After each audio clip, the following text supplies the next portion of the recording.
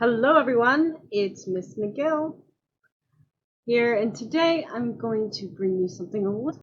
I wanted to help out all the parents at home, especially right now when so many of them are helping their kids with e-learning. I have compiled a whole list of middle school historical fiction books for your kids. Now, some of these books are a little younger because middle schools can range between 5th and 6th grade starting and go up to 8th. So I did include some books that were maybe for about 10 years old. I use Common Sense Media when researching some of these books.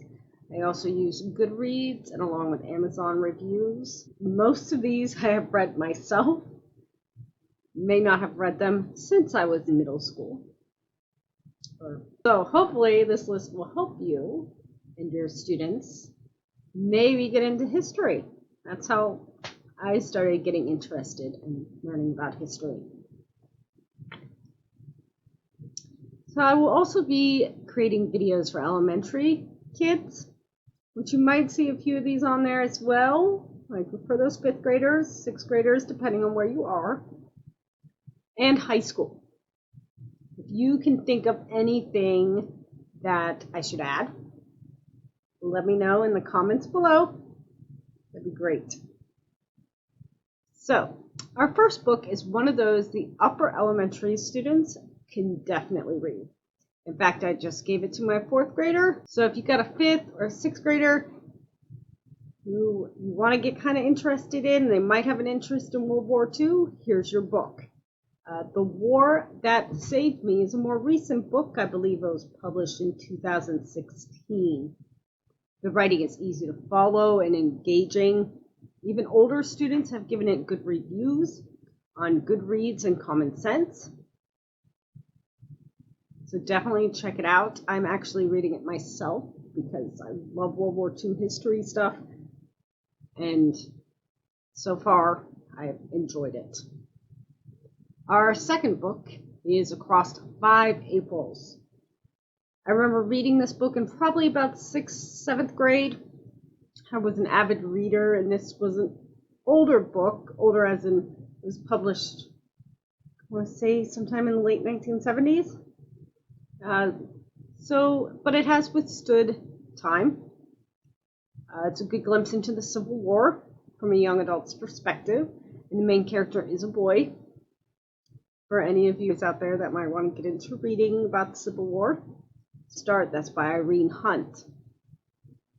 So our next book is The Boy in the Striped Pajamas.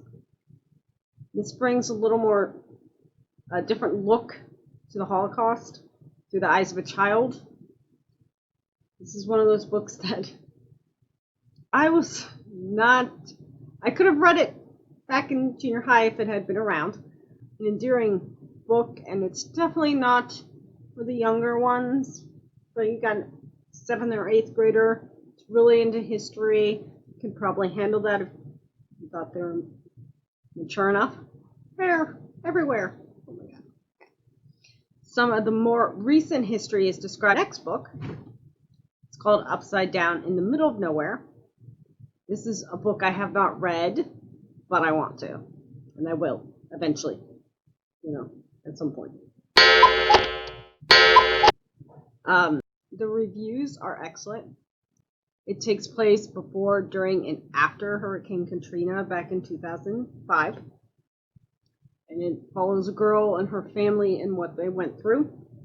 So if you got kids that are into like weather phenomenons, more recent history that's not like so long ago, that might be a good one. If you're into science, Charles and Emma is a nice biographical story about Charles Darwin and his wife Emma and their family. The book explores his personal life and how his relationship works with his wife, who's very religious, and his work. This book won the 2010 YALSA Award for Excellence in Nonfiction. So it is a nonfiction book. got some good reviews. So if you're into science or learning about historical figures, give Charles and Emma a try. So we all know the Broadway hit Hamilton. I already got the song stuck in my head. I will not put you through me singing it though. But it's a huge hit on Broadway. And you can also get it on Disney Plus now too, if you remember. So the next book here is Alex and Eliza. It's actually not just one book, it's a trilogy.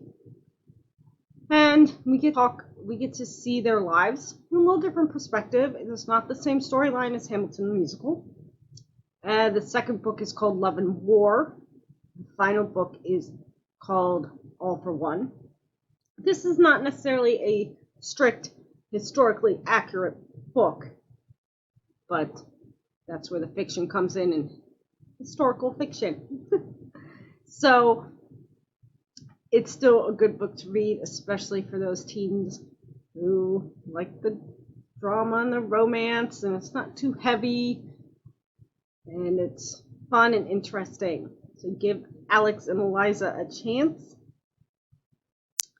This next one is one that I included because I distinctly remember reading it in junior high, about 7th or 8th grade, and it really affected me, reading her about how she survived Sarajevo during the war. This is a nonfiction book. It is her diary. She is still alive today. She's a film producer and has gone on to, she wrote the foreword for the, I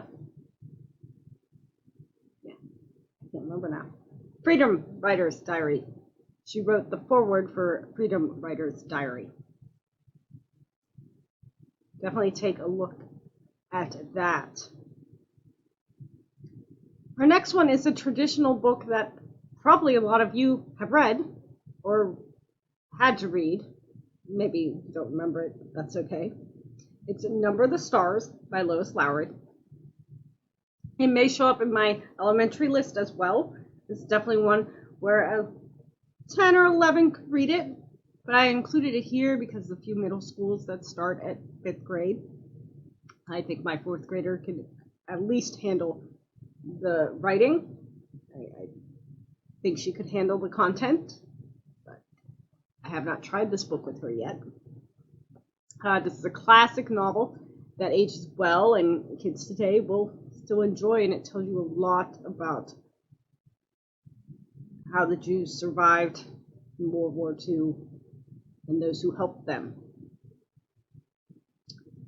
One of the worst incidents in American history is next on our list. It's a book called Uprising, all about the Triangle Waste Company fire that killed 123 women and children. They were locked in the building to prevent them from leaving. It is because of this incident that many news were created to protect women, especially children. Margaret Peterson Haddix has a lot of good young adult novels that would be good for, in addition to any collection. They're not all historical fiction. I remember reading a lot of her growing up. My Brother Sam is Dead is another classic novel that has made my list. It takes place during the Revolutionary War. The lead is a male character. That may entice some boys to read. There's a lot of action. It's a coming-of-age story that takes place as our own country is coming of age and becoming established. When I say pretty much anything by Ann Rinaldi, I'm not kidding. She has a vast amount of books, all wonderful, ranging over various different time periods with both male and female characters. Anyone who's worried about dangerous language does not generally have to worry about her books. One Crazy Summer is another book I have not read. I read a lot of good reviews though, and I got this suggestion from the PBS book club on Facebook that I'm a part of. I said help, and they said gotta include this one. It takes place during the summer of 1968. that pivotal year, 1968, and it's three girls going to visit their estranged mother in California. I wanted to incorporate some technology advancements that the kids would be interested in, even though this book is not technically a historical.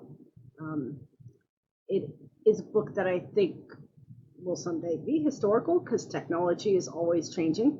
It's about fitting in and finding your own place in a new town.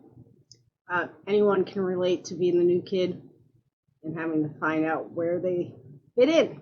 So this is Emmy in the Key of Code, about computers, technology, coding, stuff I don't know much about. But STEM is huge in our schools now, as it should be. So I thought this was a good book to include. My next book might be a good one for them to try. Many of you have probably read it in school even. It's Roll of Thunder, Hear My Cry. This book does have language that, although used at the time, it is not appropriate. And it was not appropriate back then either, but it was used a lot. Here I have some honorable mentions. Johnny Tremain is a book that gets mixed reviews. I enjoyed it as a tweet, which we didn't use that word when I was that age, but okay. But many find it dull. I know a lot of my friends were like, I'm not reading this. Some of the reviews online were mixed.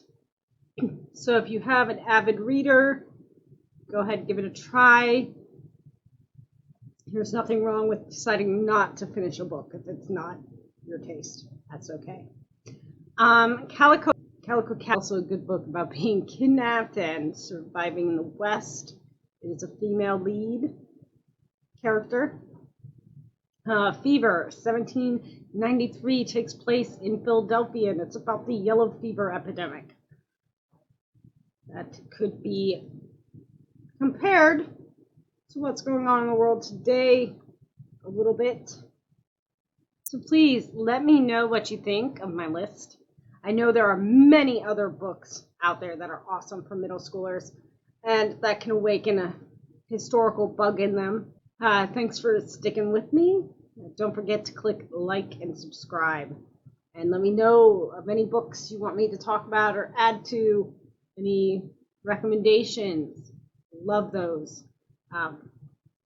Thank you guys so much. As always, keep on learning and reading.